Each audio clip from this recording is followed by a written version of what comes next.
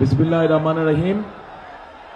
আজকের টাঙ্গাইল জেলা কর্তৃক আয়োজিত আজকের এই নির্বাচনী জনসভার সম্মানিত সভাপতি, মঞ্চে উপস্থিত ধানের শীষের প্রার্থী এবং নেতৃবৃন্দ, আমার সামনে উপস্থিত প্রিয় টাঙ্গাইল জেলাবাসী, আসসালামু আলাইকুম। আসসালামু আলাইকুম। কেমন আছেন আপনারা? আলহামদুলিল্লাহ, আমি আছি মোটামুটি আলহামদুলিল্লাহ। শরীরটা বেশি ভালো না, আছি আলহামদুলিল্লাহ। আচ্ছা প্রিয় ভাই বোনেরা, এই যে আপনারা এখানে হাজার লক্ষ মানুষ আজ যে এখানে একত্রিত হয়েছেন, কেন একত্রিত হয়েছেন? এখানে একত্রিত হয়েছেন যে আজ আমাদের একটি নির্বাচনী জনসভা। কোন নির্বাচনী জনসভা? যেই নির্বাচনটি ইনশাআল্লাহ আগামী মাসের 12 তারিখে এই বাংলাদেশে অনুষ্ঠিত হতে যাচ্ছে। সেই নির্বাচনী উপলক্ষে একটি জনসভা, তার একটি জনসভা আজ এখানে। এখন এই যে নির্বাচনটি, আপনারা যারা এই মাঠের আশপাশ দিয়ে বহু লক্ষ মানুষ দাঁড়িয়ে আছেন, এই মঞ্চের সামনে কতগুলো মানুষ এখানে বসে আছে, কতগুলো পরিবার এখানে বসে আছে। এই পরিবারগুলোর বিভিন্ন সদস্য গত 15-16 বছরে এবং বিশেষ করে গত জুলাই আগস্ট মাসে অনেক সদস্য শহীদ হয়েছেন। গত 15-16 বছরে এইখানে উপস্থিত পরিবারগুলোর অনেক সদস্য গুম, হত্যা, খুন, গায়েবী মামলা, মিথ্যে মামলা সহ বহু অত্যাচার নির্যাতনের শিকার হয়েছে। কিন্তু অত্যাচার নির্যাতনের শিকার হওয়ার পরেও, গুম খুনের শিকার হওয়ার পরেও বিএনপির নেতাকর্মী সহ সমাজের বিভিন্ন মানুষ, দলমত নির্বিশেষে বিভিন্ন মানুষ গত 5ই আগস্ট রাজপথে নেমে এসেছিল এবং রাজপথে নেমে এসে এই বাংলাদেশের ইতিহাসে একটি পরিবর্তন ঘটিয়েছে। এই বিষয়টা জানেন তো আপনারা নাকি?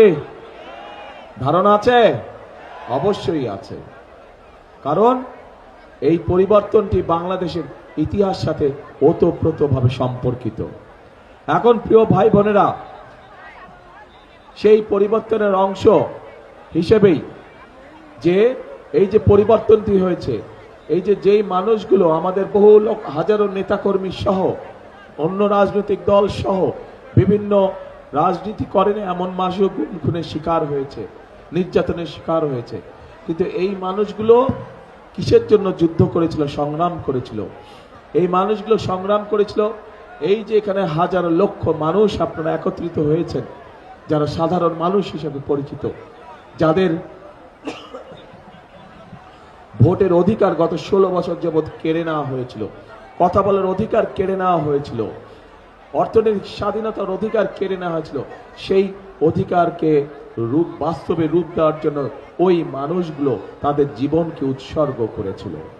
প্রিয় ভাই বোনেরা, 12 তারিখ সেই দিন হাজির হয়েছে এবং 12 তারিখে আপনারা বাংলাদেশের মানুষের ভাগ্যের পরিবর্তন করতে পারেন সঠিক ব্যক্তির পক্ষে রায় প্রদানের মাধ্যমে, সঠিক মার্কার পক্ষে রায় প্রদানের মাধ্যমে। কারণ এই যে গত 5ই আগস্ট যে পরিবর্তন হয়েছে, এটি শুধু রাজনৈতিক পরিবর্তন হলে চলবে না। এই পরিবর্তনটি হতে হবে মানুষের ভাগ্য পরিবর্তনের দিন হিসাবে। 12 তারিখের নির্বাচন শুধু নির্বাচনের দিন হলে চলবে না, এই নির্বাচনের দিনটি হতে হবে মানুষের ভাগ্য পরিবর্তনের দিন। এবং সেই জন্যই বাংলাদেশের ইতিহাসে এই নির্বাচনটি একটি অন্যতম গুরুত্ব বহন করে। প্রিয় ভাই বোনেরা, স্বাভাবিকভাবেই গত 15-16 বছর আমরা দেখেছি আমাদের সারা বাংলাদেশে গ্রামে গঞ্জে আনাচে কানাচে মানুষ বিভিন্নভাবে বঞ্চিত হয়েছে। এলাকার উন্নয়ন থেকে, মানুষের বিভিন্ন দাবি দাওয়া থেকে তারা বঞ্চিত হয়েছে। আমরা দেখেছি ঢাকা শহর সহ কিছু বড় বড় শহরে কিছু মেগা প্রজেক্ট হয়েছে, কিন্তু একই সাথে আমরা দেখেছি মেগা প্রজেক্টের নামে মেগা দুর্নীতিও হয়েছে। সেই সময় আমরা যেমন খুন দেখেছি, গুম দেখেছি, মিথ্যে মামলা দেখেছি, গায়েবী মামলা দেখেছি, ঠিক একইভাবে আমরা প্রচন্ড রকম দুর্নীতিও দেখেছি, মেগা মেগা দুর্নীতি দেখেছি আমরা সেই সময়। প্রিয় ভাই বোনেরা, এই অবস্থার পরিবর্তনের সময় চলে এসেছে। এই অবস্থার পরিবর্তন করতে হবে। কিন্তু এই অবস্থার পরিবর্তন যদি করতে হয়, ঠিক 5 তারিখে দল মত নির্বিশেষে বাংলাদেশের জনগণ যেমন রাজপথে নেমে এসেছিল, ঠিক একইভাবে আগামী 12 তারিখের নির্বাচনে আপনারা যারা ভোটার, আপনাদের সকলকে ভোট কেন্দ্রে নেমে আসতে হবে। কারণ আমরা যদি 5 তারিখে সেই পরিবর্তনকে যদি আমরা চালু না রাখি, অর্থাৎ 12 তারিখে ভোট দিয়ে যদি আমরা গণতন্ত্রকে শক্তিশালী ভিত্তির উপরে প্রতিষ্ঠিত করতে না পারি, তাহলে আমরা যে গণতন্ত্রের ভিত্তি রচনা করতে যাচ্ছি, যেই গণতন্ত্র সুশাসন নিশ্চিত করবে, যেই গণতন্ত্র মানুষের অধিকার বাস্তবায়ন করবে, যে গণতন্ত্র মানুষের ভাগ্যের পরিবর্তন করবে, সেই গণতন্ত্র আবার বাধাগ্রস্ত হবে।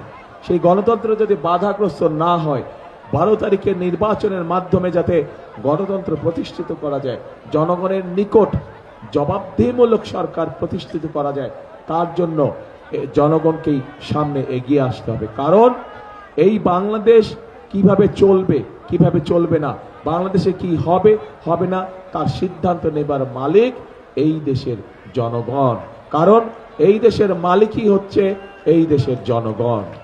প্রিয় ভাই বোনেরা, আমরা রাজনৈতিক দল হিসাবে আমাদের প্রার্থীরা আপনাদের সামনে তাদের স্ব এলাকার বিভিন্ন দাবি উপস্থাপন করেছে, যে 12 তারিখে আপনারা ধানের শীষকে নির্বাচিত করলে ইনশাল্লাহ 13 তারিখে ধানের শীষ তথা বিএনপির সরকার গঠিত হলে আপনাদের এলাকার যে দাবিগুলো আছে পর্যায়ক্রমিকভাবে সেই উন্নয়নমূলক কাজগুলো আমরা শুরু করব। প্রিয় ভাই বোনেরা, এই টাঙ্গাইল অঞ্চল একটি অত্যন্ত ঐতিহ্যবাহী অঞ্চল। এই টাঙ্গাইলের শাড়ি আছে, বিভিন্ন রং ডিজাইনের শাড়ি আছে। এই শাড়িকে আমরা যদি চেষ্টা করি, পরিকল্পিতভাবে আমরা উদ্যোগ গ্রহণ করি, তাহলে বাংলাদেশের গার্মেন্টসের জামা কাপড় যেরকম বিদেশে পাওয়া যায়, এই শাড়িকেও আমরা একইভাবে বিদেশে রপ্তানি করতে পারবো। প্রিয় ভাই বোনেরা, এই টাঙ্গাইল থেকে টুপি পৃথিবীর বিভিন্ন দেশে যায়। যে নামাজ পড়ি, যে আমরা নামাজ পড়ার সময় যে টুপি, এই টুপি এই টাঙ্গাইলে তৈরি হয় এবং এই টুপি পৃথিবীর বিভিন্ন দেশে যায়। আমরা যদি উদ্যোগ গ্রহণ করি, এই টুপিতে যারা কাজ করে আরো বহু সংখ্যক মানুষ এখানে কর্মসংস্থানের ব্যবস্থা করতে পারবো। অর্থাৎ টাঙ্গাইলকে আমরা পরিকল্পিতভাবে, একটু আগে টুকু যেই কথা বললো, টাঙ্গাইলকে পরিকল্পিতভাবে আমরা পর্যায়ক্রমিকভাবে শিল্পের শহরে পরিণত করতে পারবো। পাশেই রয়েছে আমাদের যমুনা নদী, কাজে আমরা সেই যমুনা নদী যদি বাঁধ নির্মাণ করতে পারি এবং সেখানকার মাধ্যমে যদি আমরা এই মাল আনা নেওয়া করতে পারি একইভাবে, তাহলে স্বাভাবিকভাবে কম খরচে এখানে যারা মিল কারখানা স্থাপন করবে তারা তাদের জিনিসপত্র সেই নদীপথে আনা নেওয়া করতে সক্ষম হবে। প্রিয় ভাই বোনেরা, আমি বরাবরই বলে থাকি যে বাংলাদেশের প্রত্যেকটি অঞ্চলের নিজস্ব একটি বৈশিষ্ট্য রয়েছে। এই বৈশিষ্ট্যগুলোকে যদি আমরা সামনে নিয়ে আসতে পারি, এই বৈশিষ্ট্যগুলো শত শত বছর ধরে টিকে আছে। কাজে এই বৈশিষ্ট্যগুলোকে যদি সঠিক পরিকল্পনার মধ্যে আমরা তুলে ধরতে পারি, তাহলে এই বৈশিষ্ট্যগুলোর উপরে ভিত্তি করে আমরা প্রত্যেকটি এলাকার পরিবর্তন ঘটাতে সক্ষম হব এবং এই এলাকার পরিবর্তন, এই পরিবর্তনগুলি ঘটাতে সক্ষম হলেই মানুষের, ওই এলাকার মানুষের ভাগ্যের পরিবর্তন ঘটানো সম্ভব হবে। প্রিয় ভাই বোনেরা, এই এলাকার আনারস, প্রচুর আনারস হয় এই এলাকায়, আপনাদের এলাকায়। এই আনারসকে কিভাবে আমরা বিভিন্ন জুস থেকে শুরু করে বিভিন্ন বিষয়ে রূপান্তর করে আমরা কিভাবে বিদেশে রপ্তানি করতে পারি, সেই বিষয়ে আমাদের পরিকল্পনা আছে। প্রিয় ভাই বোনেরা, নতুন করে এই অঞ্চলে একটি ফসল উৎপাদিত হওয়া শুরু করেছে, অর্থাৎ সম্ভাবনা দেখা দিয়েছে। কি সেটি পাট শিল্প। পাট শিল্পের এখানে নতুন করে সম্ভাবনা দেখা দিয়েছে। এই পাট শিল্পকে ঘিরেও আমরা এখানে অনেক ধরনের মিল কলকারখানা তৈরি করতে পারবো, যেগুলোর মাধ্যমে আমরা বহু মানুষের কর্মসংস্থানের ব্যবস্থা করতে পারবো। দরকার শুধু আমাদের পরিকল্পনা, দরকার শুধু সঠিক মানুষকে সঠিক জায়গায় নিয়োগ প্রদান করা। প্রিয় ভাই বোনেরা, কাজেই আমরা যদি সকলে মিলে কাজ করি, সকলে মিলে যদি পরিকল্পনা গ্রহণ করি, ইনশাআল্লাহ তাহলে অবশ্যই শুধু টাঙ্গাইল নয়, আমাদের সারা বাংলাদেশে আমরা আমাদের কাঙ্ক্ষিত পরিবর্তন আনতে সক্ষম হব। কিন্তু এই পরিবর্তন যদি আনতে হয় তাহলে অবশ্যই এই দেশের মালিক যারা, মালিক কারা এই দেশে বলেন তো? জনগণ। কাজে এই দেশের মালিককে আমাদের সাথে থাকতে হবে, কারণ মালিক ছাড়া তো কোনো কাজ করা যাবে না। মালিক ছাড়া কোনো কাজ করা যায়? মালিক ছাড়া কোনো কাজ করা যায় না। কাজে এই দেশের মালিক আপনারা যদি বিএনপির পাশে থাকেন, এই দেশের মালিক জনগণ আপনারা যদি বিএনপিকে সমর্থন দেন, এই দেশের মালিক জনগণ আপনারা যদি বিএনপিকে সামনে এগিয়ে দেন, তাহলে ইনশাল্লাহ বিএনপি ধীরে ধীরে এই দেশের মানুষের ভাগ্যের পরিবর্তন ঘটাতে সক্ষম হবে। প্রিয় ভাই বোনেরা, কাজেই আজ আমাদের সামনে সময় এসেছে, আমাদের সামনে আজকে সময় এসেছে। আমরা আন্দোলন করেছি, আমরা সংগ্রাম করেছি, আমরা অত্যাচার নির্যাতন শুরু করেছি, আমরা আমাদের বহু সহকর্মীকে আমাদের মধ্যে থেকে হারিয়েছি। এখন আমাদেরকে গঠন করতে হবে আমাদের দেশ, পুনর্গঠন করতে হবে আমাদেরকে আমাদের বাংলাদেশ। কারণ এই বাংলাদেশকে যদি আমরা পুনর্গঠন করতে না পারি তাহলে সবচেয়ে বেশি ক্ষতিগ্রস্ত হবে এই বাংলাদেশের মানুষ। কাজেই বাংলাদেশের মানুষের ভাগ্যের পরিবর্তন করতে হলে অবশ্যই এই দেশের আমাদেরকে কঠোর পরিশ্রম করতে হবে, এবং এই পরিশ্রম করতে হবে আমাদেরকে ঐক্যবদ্ধভাবে। তাহলেই একমাত্র আমরা মানুষের ভাগ্যের পরিবর্তন করতে পারবো, দেশের ভাগ্যের পরিবর্তনের সাথে সাথে। প্রিয় ভাই বোনরা, আপনারা যদি নিজেরাও চিন্তা করে দেখেন, এর আগেও যতবার বিএনপি দেশ পরিচালনার দায়িত্বে ছিল ততবারই কোনো না কোনো ভাবে বিভিন্ন এলাকায় উন্নয়নমূলক কর্মকাণ্ড গঠিত হয়েছে। আপনাদের এলাকার হাসপাতালগুলোতে কাজ শুরু হয়েছিল, আপনাদের স্কুল কলেজগুলোকে মেরামত করা হয়েছিল, নতুন স্কুল কলেজ তৈরি হয়েছিল, গ্রামে গঞ্জে রাস্তাঘাট তৈরি করা হয়েছিল। কাজেই প্রিয় ভাইরা, আমাদের যদি সেই রাজনীতির ধারা আবার চালু করতে হয়, একই সাথে যদি নতুন পরিকল্পনার মাধ্যমে এলাকা এবং এলাকার মানুষের ভাগ্যের পরিবর্তন করতে হয়, তাহলে আমরা যেরকম আমাদের পরিকল্পনার কথা আপনাদের সামনে তুলে ধরেছি, আপনাদেরকেও তাহলে একই রকমের পরিকল্পনা গ্রহণ করতে হবে। এবার আমি আপনাদের কাছে জানতে চাইব,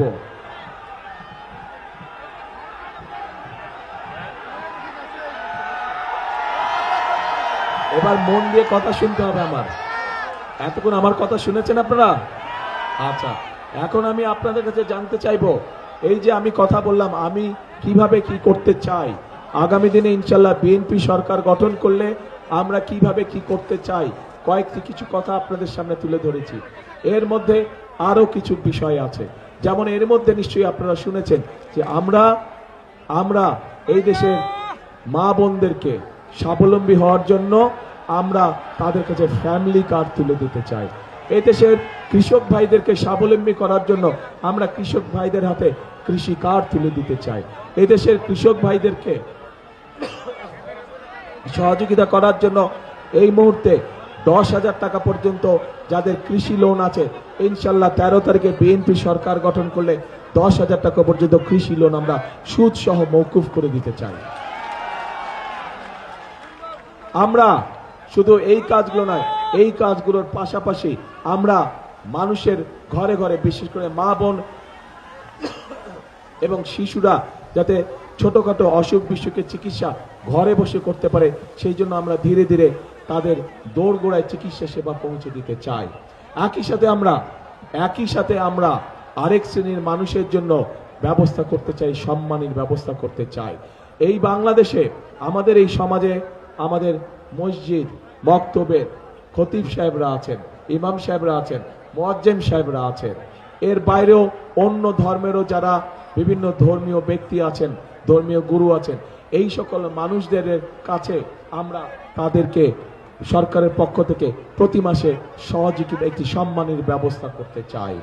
প্রিয় ভাই বোনেরা, এইভাবে আমরা প্রত্যেকটি শ্রেণী পেশার মানুষের পাশে এসে দাঁড়াতে চাই।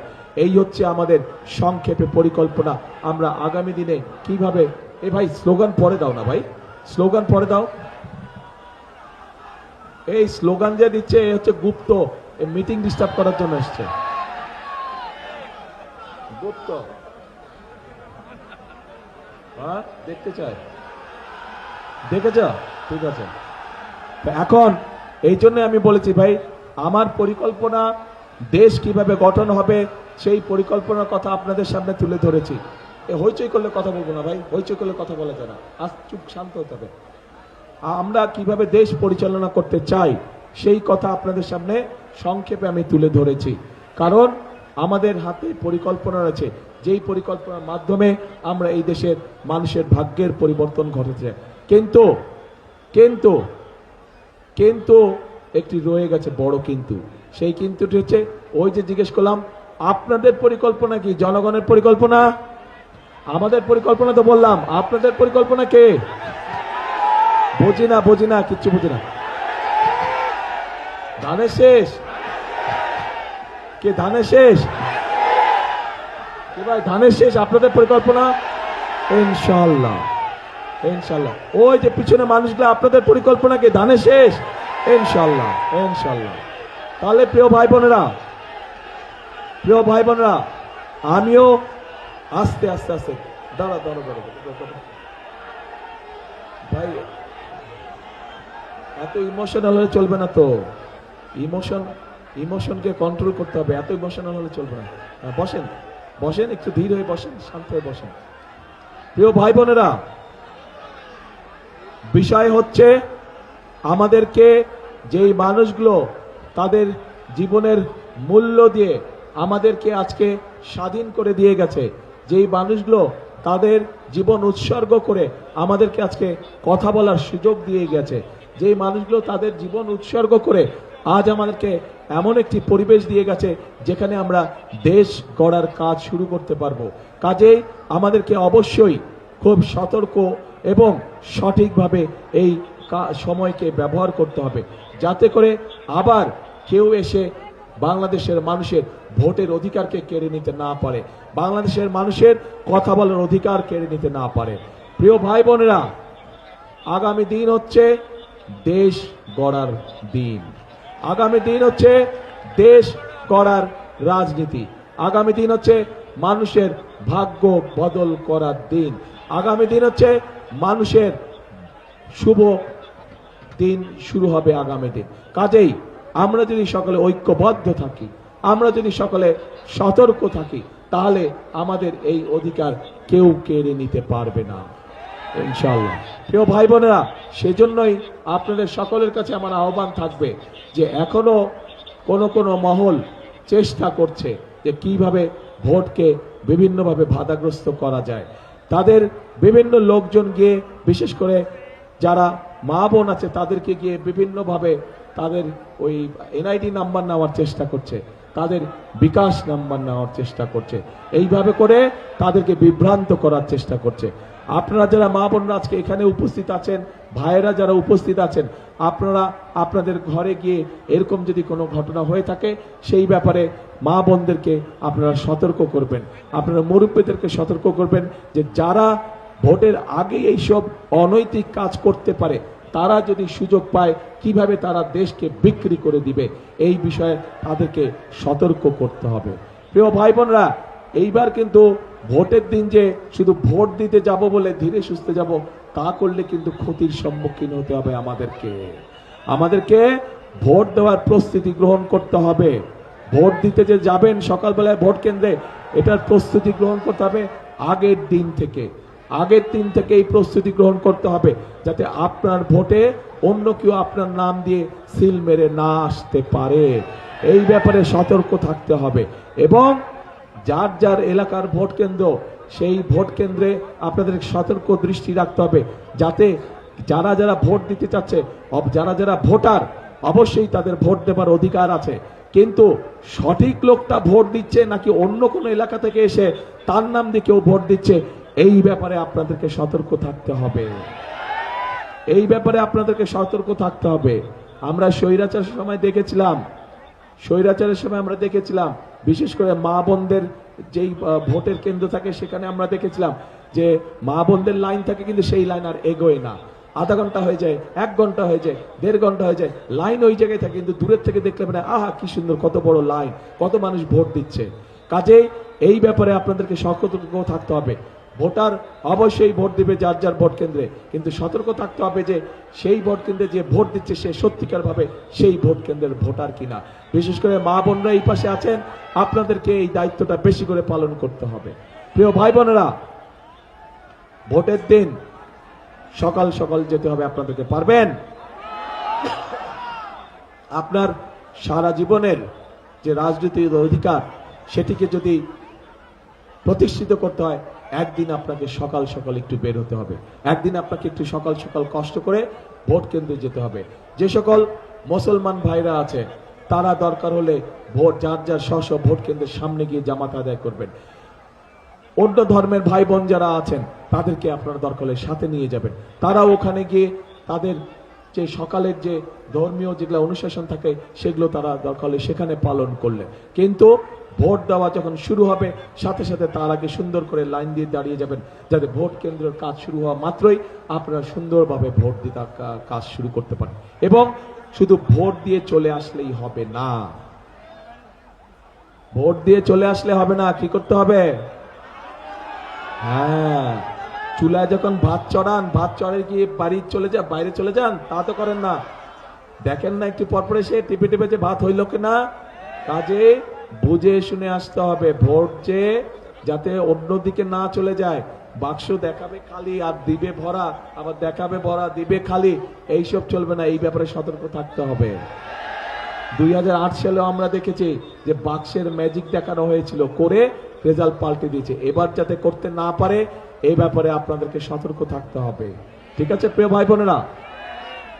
তাহলে আসুন, আজকের এই নির্বাচনী জনসভায় হয়তো আমি আপনাদেরকে অনেক কথা বলতে পারতাম, যারা নির্বাচনী প্রতিপক্ষ আছে তাদের সম্পর্কে অনেক কথা বলতে পারতাম, কিন্তু প্রতিপক্ষ সম্পর্কে যদি আমি বকাবকি করি তাতে আপনাদের কি লাভ হবে? আপনাদের কোনো লাভ হবে? আপনাদের কোনো লাভ হবে না। বরং আপনাদের হক হচ্ছে যে আমরা যারা নির্বাচন করছি, যেই রাজনৈতিক দলকে নির্বাচন করছে, তারা দেশের জন্য, দেশের জনগণের জন্য কি করবে সেটি আপনাদের সামনে পরিষ্কার করে তুলে ধরা। একটি রাজনৈতিক দলের এটাই হচ্ছে কাজ, যে জনগণের জন্য তারা আগামী দিনে সুযোগ পেলে, আগামী দিনে সেই সময় পেলে তারা কি কি কাজ করবে সেটাই তুলে ধরা। প্রিয় ভাই বোনেরা, আজকে আমি আপনাদের সামনে সেই কথাগুলি সংক্ষেপে তুলে ধরার চেষ্টা করেছি। পরিকল্পনা সব আপনাদের সামনে, বাস্তবায়নের শক্তিও সব আপনাদের সামনে। অর্থাৎ আপনারা ধানের শীষকে বিজয় করলে 12 তারিখে, 13 তারিখ থেকে ইনশাল্লাহ বিএনপি বা ধানের শীষ দেশের মানুষের ভাগ্য পরিবর্তনের জন্য যে পরিকল্পনাগুলো করে রেখেছে সেগুলোর কাজ ইনশাল্লাহ আমরা 13 তারিখ থেকে শুরু করব। প্রিয় ভাই বোনরা, বক্তব্য শেষ করে দিব। বক্তব্য শেষ করার আগে একটি কথা দিয়ে আমি শেষ করতে চাই, যে কথাটা আমি সব সময় সব জায়গায় বলে থাকি। সেই কথাটি হচ্ছে, আমরা সবসময় শহীদ জিয়া বিশ্বাস করতেন, দেশনেত্রী খালেদা জিয়া বিশ্বাস করতেন, আমিও একই কথা বিশ্বাস করি। সেই কথাটি হচ্ছে দেশ এবং জনগণকে নিয়ে, কারণ এই দেশই আমাদের শেষ ঠিকানা, এই দেশই আমাদের প্রথম ঠিকানা। সেজন্য এই কথাটি বলি, করব কাজ, করব কাজ, কি ভাই, করব কাজ, করব দেশ। সবার আগে কি ভাই, ওই যে পিছনে সবার আগে বাংলাদেশ। এই দেশ কারো কোনো একটি দলের না, এই দেশ কারো ব্যক্তিগত না, এই দেশ, এই দেশের লক্ষ কোটি মানুষের দেশ। এটা এই দেশের মানুষ, এই দেশের মালিক, এই দেশের কোটি জনগণ। কাজেই সবার আগে বাংলাদেশ। আসুন, আমাদের আগামী দিনের রাজনীতি হবে মানুষের ভাগ্য পরিবর্তনের রাজনীতি, আগামী দিনের রাজনীতি হবে দেশের উন্নয়নের রাজনীতি। আল্লাহ হাফেজ। বাংলাদেশ জিন্দাবাদ, বাংলাদেশ জাতীয়তাবাদী দল জিন্দাবাদ।